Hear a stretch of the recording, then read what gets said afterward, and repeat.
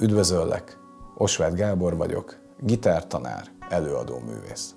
Több mint 10 éve foglalkozom gitároktatással. Emlékszem, hogy kezdőkoromban nekem hatalmas nagy nehézségeim voltak a gitártanulással.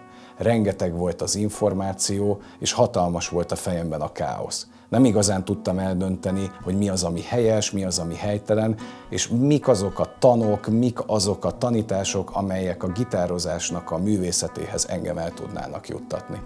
Voltam egészen mély pontokon, de valahogyan mindig merítettem egyfajta inspirációt ahhoz, hogy elsajátítsam a gitározás művészetét.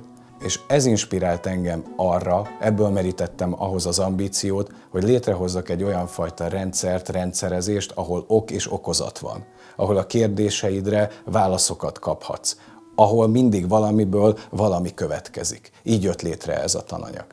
És szeretnék neked is segíteni, úgyhogy tarts velem a zenélek.hu-n.